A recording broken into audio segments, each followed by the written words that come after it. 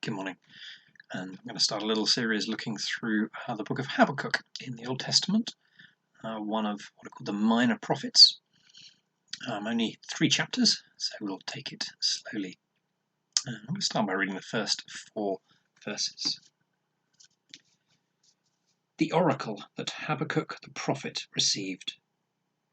How long, O Lord, must I call for help, but you do not listen? Or cry out to you, violence, but you do not save? Why do you make me look at injustice? Why do you tolerate wrong? Destruction and violence are before me. There is strife and conflict abounds.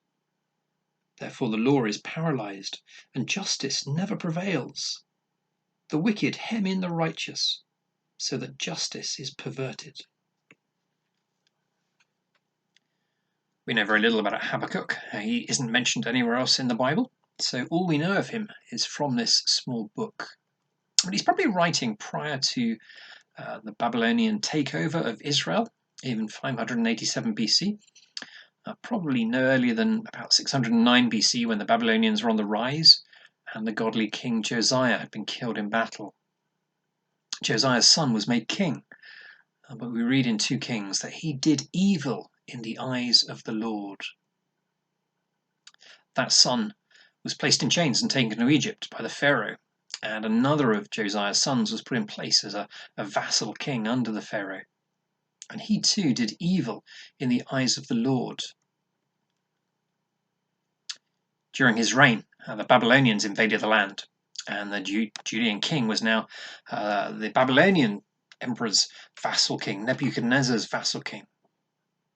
When he died, his son became king, and he too did evil in the eyes of the Lord. So Habakkuk probably grew up at the time of Josiah.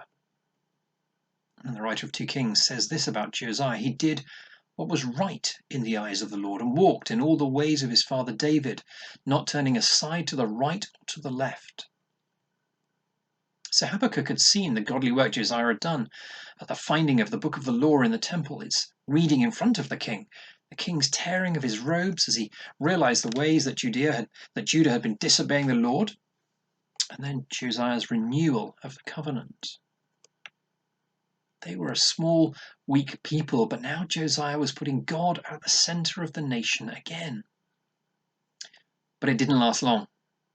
The 3 kings that followed did evil, and Habakkuk despaired. And this little book is his oracle that he received from the Lord about his despair. The word oracle means, or can mean, a weight or a burden. This is Habakkuk's burden that he carries around with him. He struggles with it. He can't let it go. Something is wrong and it weighs him down. He had seen a godly king, and now he sees an evil king, and the nation changed. Perhaps you are old enough to have seen a time when the church in the UK was stronger, and now it seems weaker, smaller, frailer, riven with false teaching.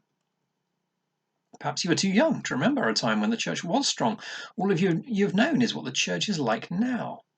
Either way, what is God doing? Perhaps that weighs you down. Or with COVID-19, the question comes, why, O Lord?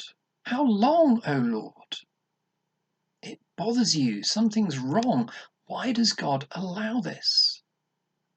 Is he not good? Doesn't mind this happening? Does he not care? Or is he not powerful? But he can't control a virus-ridden world.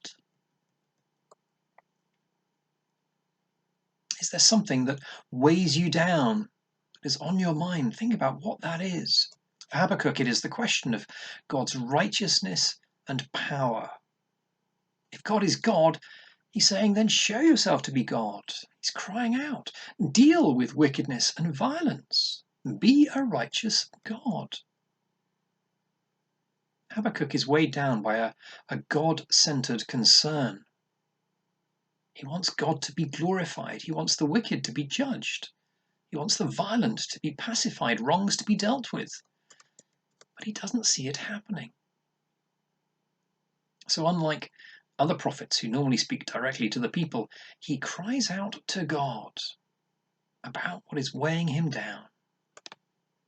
And you can do that too now.